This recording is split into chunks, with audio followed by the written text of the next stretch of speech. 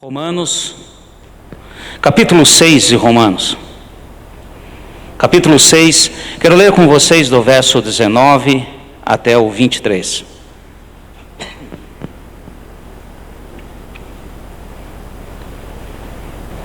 Amém?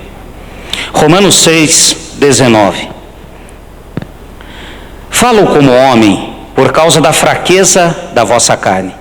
Pois assim como oferecestes os vossos membros à escravidão da impureza, da iniquidade, para a iniquidade assim apresentai agora os vossos membros para servirem à justiça, para a santificação. Quando eres servos do pecado, estáveis livres da justiça.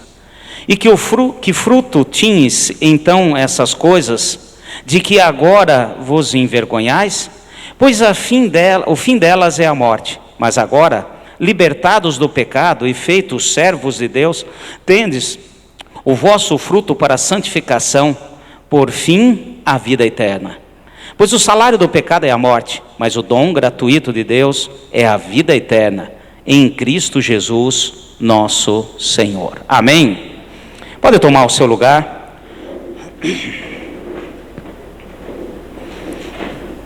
Hoje é o último domingo do ano de 2020. Vencemos, amém, meus irmãos? Apesar de toda a turbulência e tudo que aconteceu e vem acontecendo, o Senhor tem nos sustentado com braços fortes. Estamos aqui nesse último domingo. Eu agradeço a Deus por podermos cultuar ao Senhor mais uma vez, estarmos juntos mais uma vez, estarmos aqui para receber do Senhor o maná, a porção, a palavra que Ele tem para nós. O que nos sustenta é a palavra do Senhor. Nós somos corpo, alma e espírito. E o que nos sustenta a nossa alma, a transformação do nosso ser, o nosso caráter, para que o nosso espírito realmente esteja firme no Senhor, é o alimento que vem de Deus, que é a sua palavra. E hoje, o último domingo, eu quero dizer para vocês, vamos nos preparar, vamos estar nos preparando para nos posicionarmos nesse final de ano. Amém, meus irmãos? Eu quero dizer o seguinte, teremos um culto de passagem de ano no dia 31. Nosso culto será às 20 horas, não será à meia-noite, pode ficar tranquilo. Depois você terá tempo aí com a família, tudo. Porém, o que eu quero dizer é o seguinte, nós precisamos nos posicionar como igreja. Não há mais tempo de brincar de ser crente. Não há mais tempo de ficarmos brincando. As coisas estão acontecendo. Entramos já no princípio das dores. Ministramos muito a respeito disso nesse ano. E a hora que soar a trombeta, meus irmãos, nós temos que estar preparados. E nós precisamos entender esse princípio de Deus. Aqui nessa passagem de Romanos, nós vemos claramente Paulo falando a respeito disso. Se você voltar no versículo 12 do capítulo 5, ele fala, e isso é bom para nós entendermos, pelo que, como por um homem entrou o pecado no mundo, e pelo pecado a morte, assim também a morte passou para todos os homens, porque todos pecaram. E eu não quero estar falando aqui de morte física, eu quero falar a respeito de vida com Deus. Para aquele que crê, para aquele que está no Senhor, experimenta somente uma morte, só a morte física, pois tem a vida eterna. Aquele que não está no Senhor experimenta duas mortes, a morte física e a morte espiritual. E hoje nós temos que entender, porque não há mais tempo para burburinhos, não há mais tempo para picuinhas, pois as coisas estão acontecendo, e de repente, estamos na presença do Senhor. De repente o Senhor nos aguarda. E esse é o motivo pelo qual nós precisamos entender.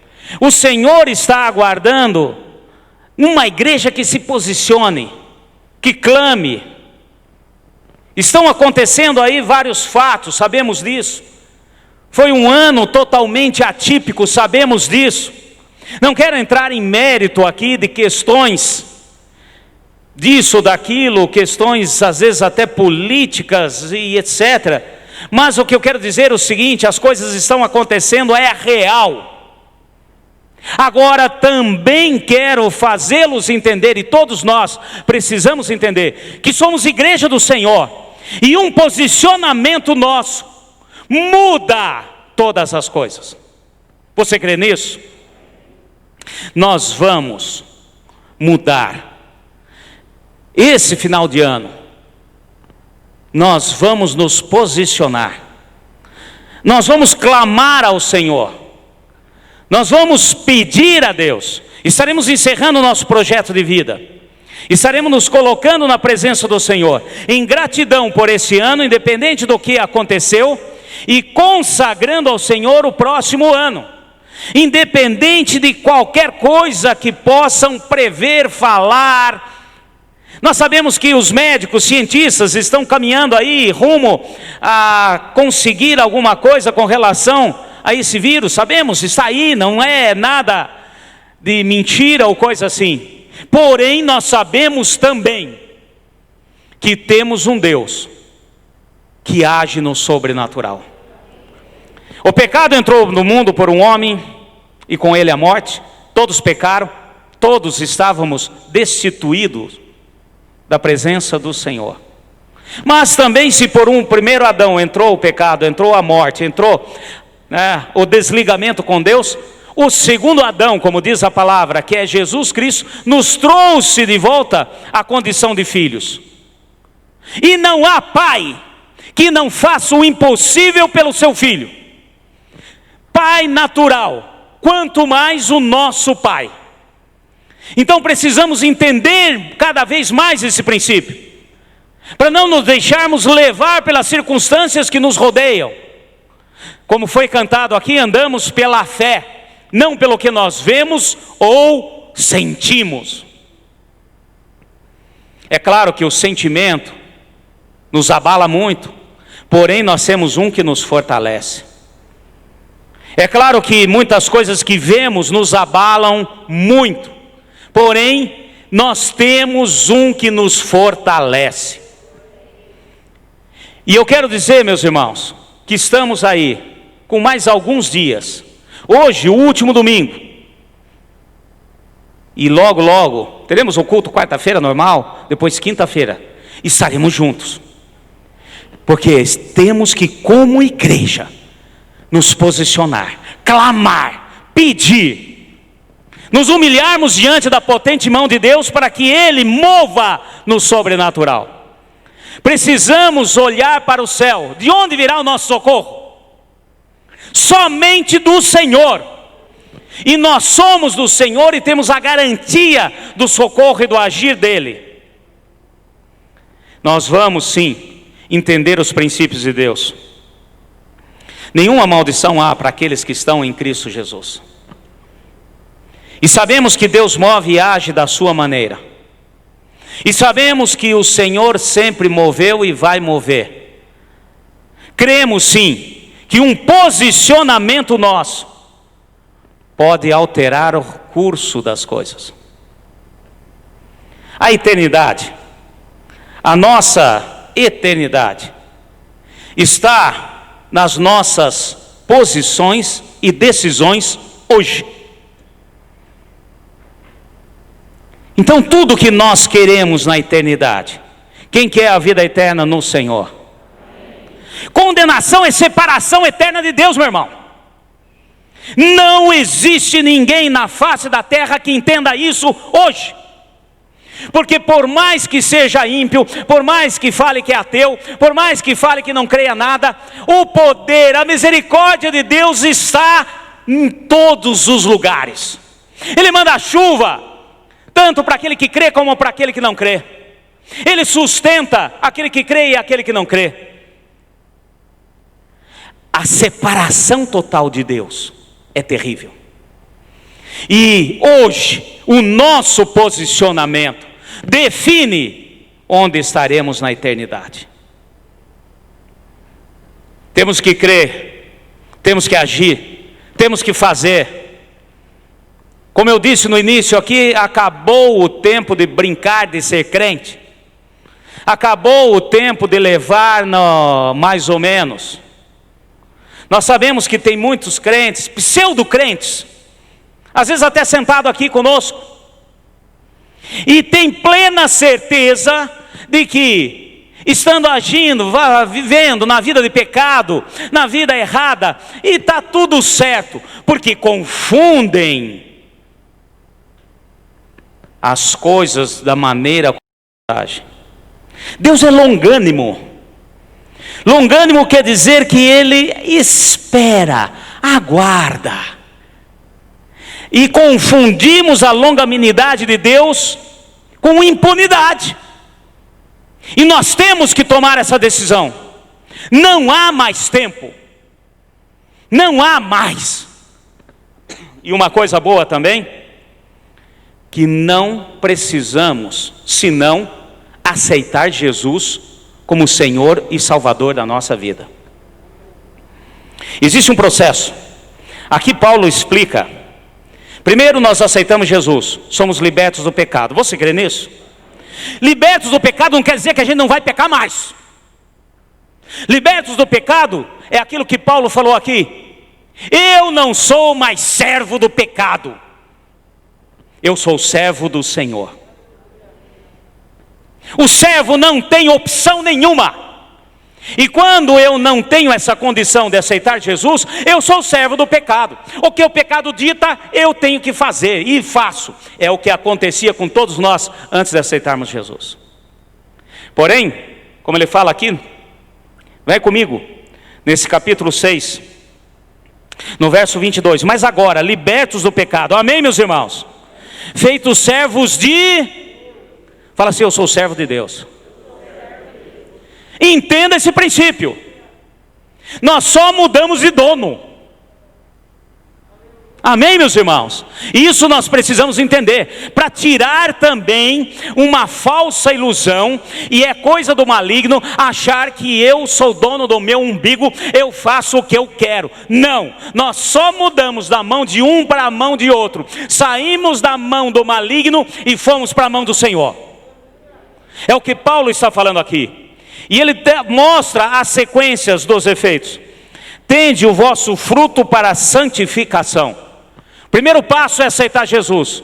O segundo é a santificação.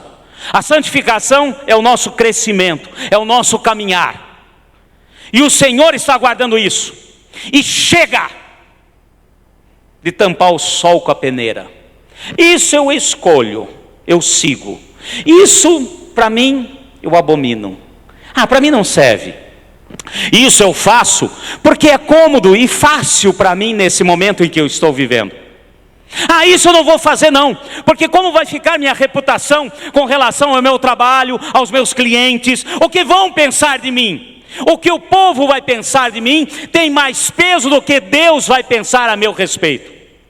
E santificação é entendermos que há um processo, que nós vamos crescendo, que nós vamos entendendo e deixando Deus agir. Chega de pseudo-crentes. Chega de sermos uma pessoa aqui dentro e lá fora outra. Chega de acharmos que colocar pecado debaixo do tapete, varrer para baixo do tapete, soluciona o problema.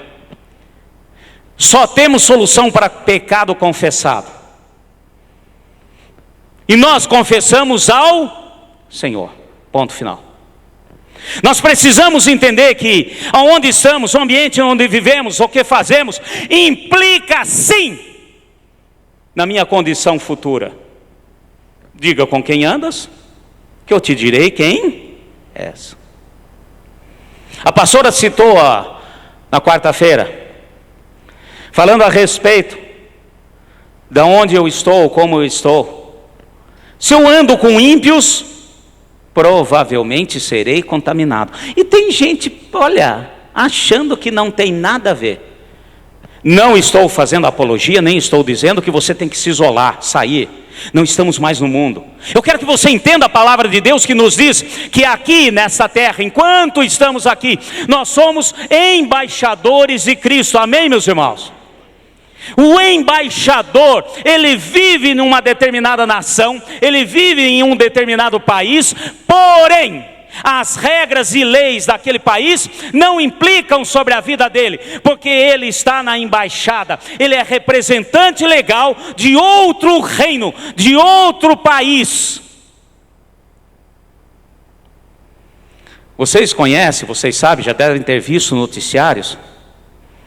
Qualquer embaixada que esteja em qualquer país, a partir do momento que você pisa dentro da embaixada, o que prevalece ali é a lei que representa aquela embaixada, aquele país.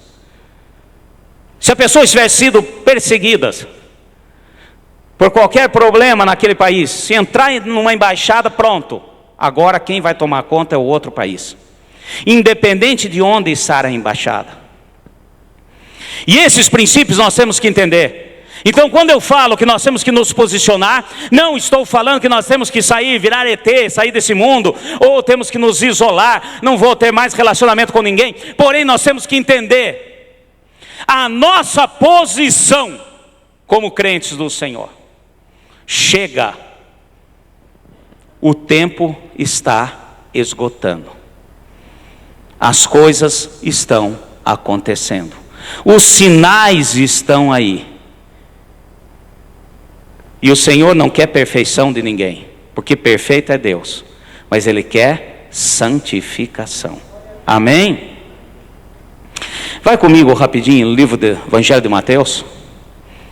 Eu quero pegar com vocês uma passagem muito conhecida, Mateus capítulo 7, no Sermão do Monte. Diversas coisas o Senhor Jesus falou a respeito da sua doutrina. Quando nós falamos de doutrina, existe doutrina da igreja e existe a doutrina do Senhor para as nossas vidas. E aqui no capítulo 7, versículo 13, olha só que interessante. Entrai pela porta estreita, pois larga é a porta e espaçoso o caminho que conduz à perdição, e muitos são os que entram por ela. Mas estreita é a porta e apertado o caminho que conduz à vida. Fala assim, que conduz à vida. E são poucos os que a encontram. Aqui o Senhor fala de porta, fala de caminho. Ele está dizendo algo aqui que é muito importante. Eu estive vendo hoje à tarde, eu gosto muitas vezes de analisar a etimologia da palavra. A palavra porta, aqui nesse contexto, no original grego, porque o Novo Testamento foi escrito em grego, porta é tira. Nesse aqui, existe duas palavras no grego que diz respeito à porta: tira e tires. Pastor, e o que isso tem a ver? Nós vamos falar aqui para que a gente entenda o que Jesus estava dizendo. Quando Jesus falou, eu sou a porta, e ele falou isso lá em João 10, nós vemos claramente quando ele faz a concepção de aprisco, quando ele faz a concepção de ovelhas, ele fala, eu sou a porta. Aquele que entrar por mim, entrará e sairá. Fala assim, entrará e sairá. Uma porta serve para entrar e para sair. E nós temos que tomar muito cuidado, porque tem gente que às vezes se esforça, entende a questão do caminho estreito, entende a questão da porta estreita, entra, mas também sai. Porque Deus nos dá liberdade. O Senhor nos dá liberdade. Ele nunca forçou ninguém e não é hoje que Ele vai forçar. E quando nós vemos essa questão de porta, tira, é uma porta de um edifício, uma porta de uma cidade. Naquele tempo as cidades eram fortificadas e tinham portas. Então quando usa no grego a palavra tira, está remetendo a um local público. Quando usa tires, está falando da sua porta, da sua casa. Na sua casa você abre, você entra e você sai. Quando fala de uma questão pública, aí é tira. Por isso que nós vemos também na palavra a questão de tiraços, que é porteiro. Quando tem uma porta dessa maneira, tem um que abre. Amém, meus irmãos? Não é você que tem a chave, não sou eu que tenho a chave. E agora, remetendo novamente a João 10, o Senhor nos explica, e Ele fala, quando Ele faz a comparação ao aprisco, Jesus fala, olha, existe a porta, e o porteiro vai abri-la, e o porteiro sabe quem entra e quem sai. O porteiro é o Espírito Santo do Senhor, amém, meus irmãos? A porta é o próprio Senhor. Ele falou, eu sou a porta, por onde entrareis e saireis. Então nós precisamos entender esse princípio. Não tem como nós irmos no vácuo. Cada um tem que seguir o seu caminho. É muito mais fácil andar num caminho largo. Amém, meus irmãos? Fala para mim, para quem já foi lá no centro, principalmente agora no final do ano, a pé, aquelas ruas do centro, as calçadas, umas calçadinhas estreitas desse jeito, e aquele tebefo de gente andando para lá e para cá com sacola, com isso, com aquilo. É fácil andar lá ou não? Você tem que sair para a rua, voltar, vir de novo, esbarra num, pede licença para outro, e assim vai. É claro, um local estreito é muito mais difícil do que um calçadão aberto, amplo, onde qualquer um pode andar, e você nem se preocupa, você nem olha quem está indo ou quem está vindo. E quando fala de caminho, quando fala de porta, é o Senhor Jesus. Ele disse isso. Amém, meus irmãos? Fala assim, o Senhor é a porta. Não há salvação em outro. Não há salvação em outro. Não existe duas portas. Não existe outra entrada. Agora, quando fala de caminho, remete também ao Senhor. Ele também falou, eu sou o caminho, a verdade e a vida. E ninguém vem ao Pai senão por mim. Quando fala de caminho, está falando desse período que nós estamos agora como igreja. Eu, você, todos nós que estamos aqui. Quem já aceitou Jesus como Senhor e Salvador? Então você está no caminho. Caminho diz respeito à mudança de caráter. Caminho diz respeito à santificação. Estar no caminho quer dizer deixar ser transformado pelo poder de Deus. Sozinho nós não podemos. Mas quando nós deixamos e confiamos no Senhor, pode deixar, meu irmão, que Ele sabe e vai nos conduzir. Então o caminho vem antes de entrar na porta. A porta vai chegar, quer dizer, o caminho que a gente pega, vai chegar naquela porta. E a porta é estreita. Aquele tempo estendiam-se muito bem a respeito de porta estreita. Um edifício público com um porteiro, então que era tiras, e tinha lá o tiraços, o porteiro. Obviamente, para ele poder controlar, não é como hoje, que nós temos controle com catraca eletrônica e sei lá o quê. Para controlar quem entra e quem sai, precisava de uma porta estreita. Entra um a um, para ele entender, saber quem entrou, quem não entrou, quem saiu, quem foi, quem voltou. E é essa concepção que o Senhor coloca. Um a um. O Senhor só tem filhos. Amém, meus irmãos? A conversão, o caminho e a entrada é pessoal. Deus não tem netos. Ai, meu avô é crente, então eu sou também. Deus não tem maridos. Ai, a minha mulher é crente, então eu sou também. Ai, porque... Não, meu filho. É individual, a entrada é individual. Nós nos posicionamos, nós é que determinamos o que queremos para a nossa vida na eternidade. E o caminho é hoje. O posicionamento é hoje. Quando falamos também de porta, falamos de caminho, eu quero deixar claro aqui: Deus é Deus. Amém? Não sei se você já passou por isso. Eu passo constantemente. Os porquês. Você já questionou os porquês? Por que Deus? Por que isso? Por que aquilo? Por que que acontece determinadas coisas? Por quê? Por quê? Por quê? Eu quero deixar claro o seguinte, que na nossa caminhada, no nosso caminho para a porta, Deus está no controle. E os porquês, a resposta aos nossos porquês, Deus pode dizer hoje, pode dizer amanhã, ou pode deixar para te falar na eternidade. Porque Ele é Deus e tem coisas que nós não entendemos hoje, e não adianta também nós querermos, estarmos tentando adivinhar ou falar que isso aconteceu por causa disso, por causa daquilo. Não, Ele é Deus.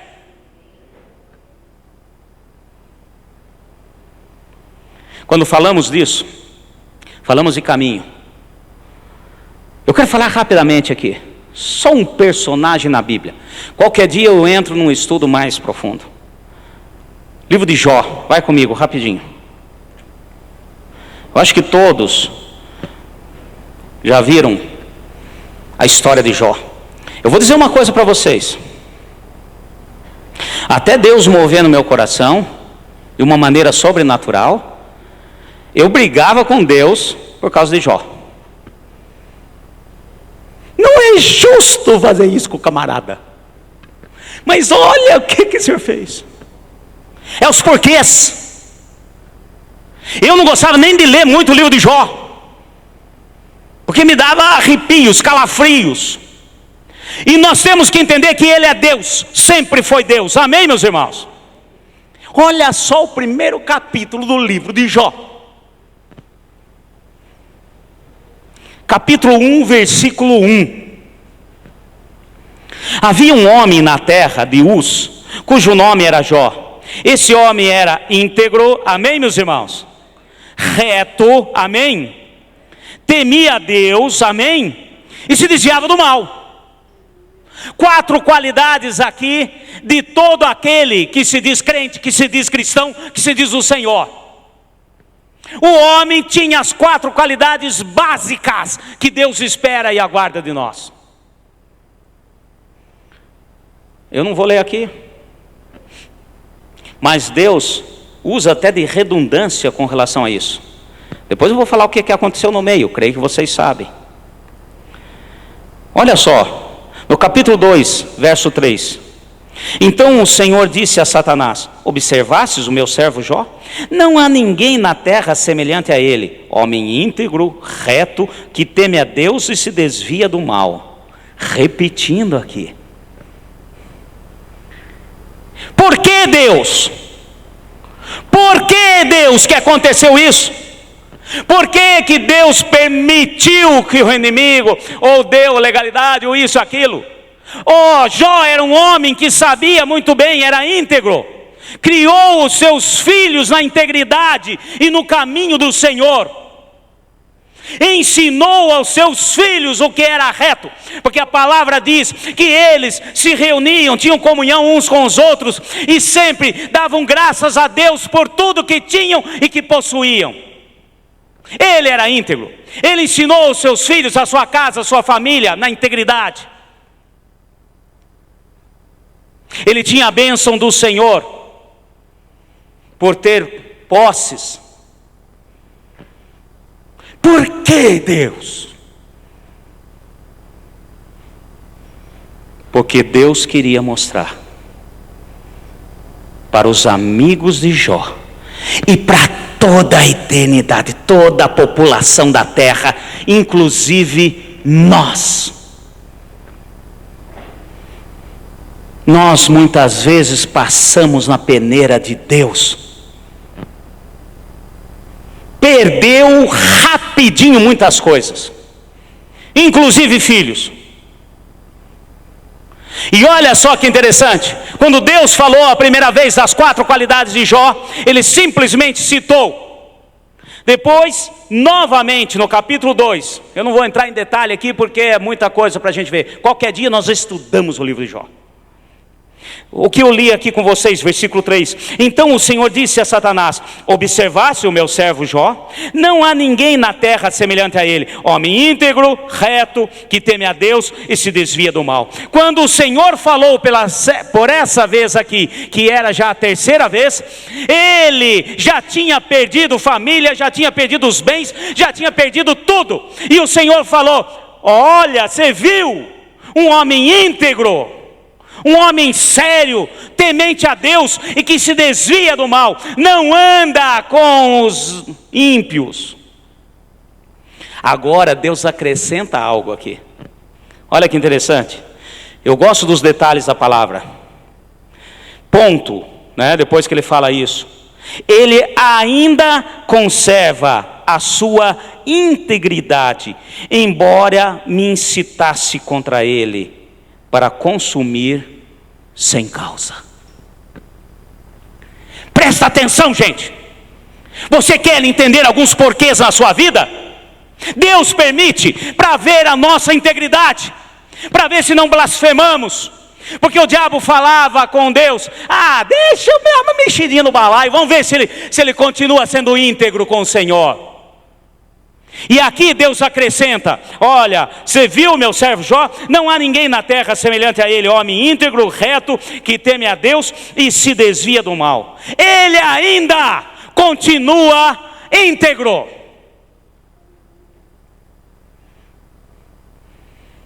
A atitude de Jó diante da situação trouxe para Deus algo sublime. Trouxe para o Senhor muitas vidas. Os seus amigos começaram a procurar o que tinha de errado. Por que aconteceu isso?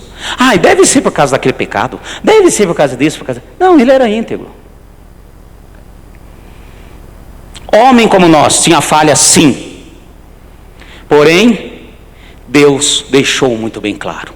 Por que, Deus, que acontecem certas coisas no meu caminhar? Por que, Deus, que eu escolhi e estou caminhando nesse caminho que o Senhor me falou para caminhar e tem acontecido isso e aquilo? O Senhor está falando para ver a sua integridade.